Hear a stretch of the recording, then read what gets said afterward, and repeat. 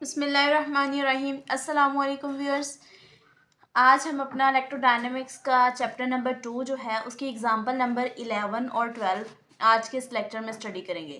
तो जो इसकी एग्जांपल नंबर 11 है वो क्या है, find the capacitance of a parallel plate capacitor consisting of two metal plates of area A held at a distance D apart.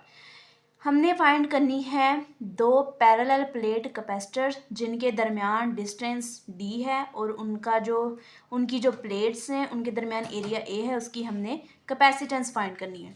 तो हमारे पास गिवन क्या है, गिवन है हमारे पास दो metal plates of area a separated by distance d, ठीक है।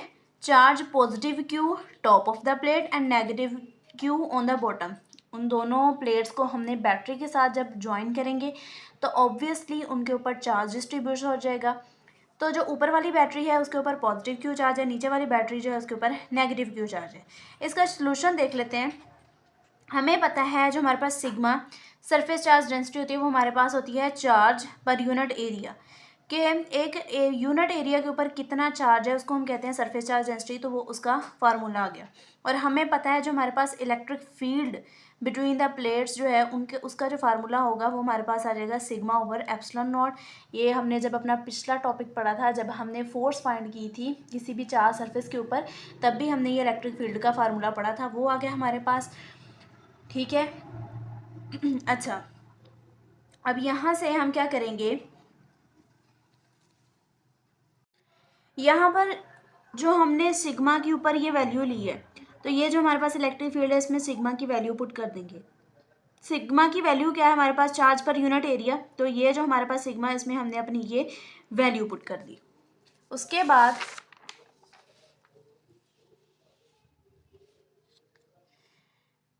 बाद हम क्या करेंगे, हमें पता है कि जो हमारे पास पोटेंशियल डिफरेंस है बिटवीन द प्लेट्स उसका फार्मूला आ जाएगा V is equals to E into D, ठीक है। ये पोटेंशियल डिफरेंस का हमारे पास फार्मूला आ गया। तो इलेक्ट्रिक फील्ड पीछे ही हमने फाइंड आउट किया जिसकी वैल्यू ये है Q over A epsilon naught और साथ में ये D एज इट इज ही आ गया।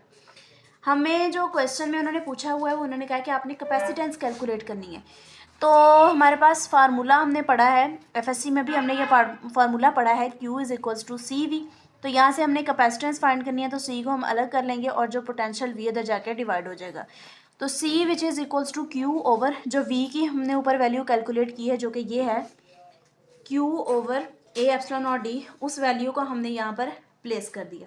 ठीक हो गया। ये हमारे पास जो है A एप्सिलॉन नॉट ऊपर चला जाएगा और ये हमारे पास Q D आ जाएगा। ये Q और Q कैंसिल हो जाएंगे आपस में और हमारे पास ये जो कैपेसिटेंस है इसकी वैल्यू आ जाएगी A epsilon not over D। Next हमारी जो एग्जांपल है वो है 2.12। इस एग्जांपल को हम पढ़ते हैं। इसमें क्या हमने फाइंड आउट करना है, find the capacitance of two concentric spherical metal shells with radii A and B. इसमें भी हमने कैपेसिटेंस फाइंड करनी है लेकिन हमें उन्होंने दो स्फेरिकल शेल्स दे दिए हैं मेटल प्लेट्स के अंदर और उनका जो रेडियस दे दिया है ए और बी। इसका सोल्यूशन देख लेते हैं।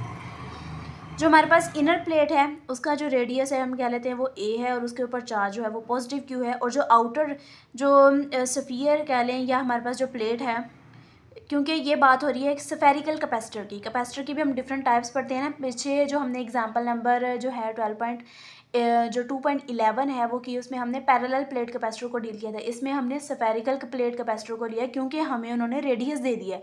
तो रेडियस स्फेरिकल चीज़ का ही होता है ऑब्वियसली। तो जो हमारे पास आउटर स्फीयर होगा उसका हमने कह दिया रेडियस बी और उसके ऊपर जो चार्ज होगा वो नेगेटिव क्यू होगा। क्योंकि एक जो हमारे पास स्फेरिकल जो हमारे पास कैपेसिटर है उसकी भी दो ही प्लेट्स हैं, एक को हमने पॉजिटिवली चार्ज किया हुआ है और एक को नेगेटिवली चार्ज किया है और इसकी भी हमने क्या फाइंड करनी है, कैपेसिटेंस फाइंड करनी है। तो जिस तरह पिछली एग्जांपल में कैपेसिटेंस फाइंड करने के लिए हमने जो है वो इलेक्ट्रिक फील्ड को फाइंड किया, हमने पोटेंशियल को फाइंड किया, सेम उसी तरह जो है इस एग्जांपल्स में भी हम वही करेंगे।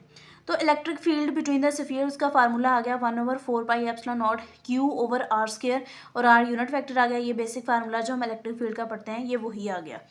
उसके बाद हमने पोटेंशियल डिफरेंस फाइंड करना है। Potential difference between the sphere can be obtained by integrating the electric fields along the R radius from B to A। कि जो हमारे पास जो पोटेंशियल है उसको हम किस तरह फाइंड कर देंगे, क्योंकि हमारे पास 2 पॉइंट्स दिए हुए हैं, पॉइंट ए और बी। तो हम अपना इसको जो है इलेक्ट्रिक फील्ड जो है उसको इंटीग्रेट करेंगे with respect to R from the point A to B. तो वो ये लिखा हुआ है, जो हमारे पास पोटेंशियल वी है वो हमारे पास आ गया और उसका जो साइन होता है वो नेगेटिव आ गया। जो हमारे पास जो आउटर प्लेट है उसका रेडियस जिसको हमने बी किया और इनर प्लेट ई ए आ गया हमारे पास, और ई डॉट डी आर जो कि हमारे पास पोटेंशियल का फार्मूला होता है। ठीक हो गया। यहाँ पर जो है नीचे हम अपनी इलेक्ट्रिक फील्ड की जो ऊपर वैल्यू हमें इक्वेशन नंबर 1 में निकाली है वहाँ पर इलेक्ट्रिक फील्ड की यहाँ पर वैल्यू को पुट करेंगे और साथ में ये वाला D R as it is ही आ जाएगा। अब देखें, जो अब हमने बैटरी लगाई है तो चार्ज जो है वो कांस्टेंट है, चार्ज की वैल्यू चेंज नहीं होगी दोनों प्लेट्स के ऊपर। जैसे ही बैटरी लगाई जितना चार्ज कैपेसिटर की दोनों प्लेट्स के ऊपर स्टोर हो गया वो एंड तक वैसे ही रहेगा। आया कि अगर हम जब तक उसको यूज़ ना करें तो चार्ज जो है वो कांस्टेंट है, ये भी चीज़ बाहर आ गई, और जो हमारे पास 4 पाई एप्सिलॉन नॉट ये तो ऑब्वियसली कांस्टेंट है, ये भी बाहर आ गया। बचा क्या हमारे पास? रेडियस। क्योंकि हमारे पास जो स्फीयर ए है, जो आउटर प्लेट है उसका रेडियस और है, जो इनर प्लेट है उसका रेडियस और है, तो रेडियस जो है वो डिफरेंट है, तो 1/r² आ गया और साथ में डी आर आ गया। इसको हम इंटीग्रेट कर लेंगे बी से ए। ठीक हो गया। अब हमने 1/r² को इंटीग्रेट करने के लिए क्या किया कि r को जब हम ऊपर लेके जाएंगे तो -2 हो जाएगी, इंटीग्रेशन करेंगे तो +1 ऐड हो जाएगा और नीचे भी -2 + 1 r की पावर -1 हो जाएगी, और ये वाला -7 ऐसे इट इज़ ही आ गया। जब ये r की पावर -1 ऊपर से नीचे आएगी तो ये 1/r हो जाएगी। तो यहाँ पर जो है इसकी जगह ये आ गया हमारे पास -1/r और इंटीग्रेशन b से a, और ये हमारे पास -q/4 pi epsilon naught as it is ही आ गया। ठीक हो गया। उसके बाद हमने ये वाला माइनस और ये वाला माइनस आपस में प्लस हो गए, तो ये आ गया हमारे पास q/4 पाई एप्सिलॉन नॉट आ गया। अपर लिमिट पुट की माइनस लोअर लिमिट पुट की। हमें पता है जो हमारे पास ऊपर भी हमने q = CV ये हमने फार्मूला पढ़ा है, यहाँ से हमने कैपेसिटेंस की वैल्यू निकाली q/v। ठीक हो गया। ये q एज इट इज़ ही, और यहाँ पर ये पोटेंशियल v की वैल्यू हमने पुट की। यहाँ पर इन दोनों का जब हमने एलसीएम लिया तो नीचे आ गया हमारे पास ए बी और ऊपर आ गया b - a। तो ये जो नीचे वाला ए बी है वो ऊपर चला जाएगा, ये हमारे पास क्यू को कैंसिल कर देगा, और ये जो हमारे पास 4 पाई एप्सिलॉन नॉट ये भी ऊपर चला जाएगा।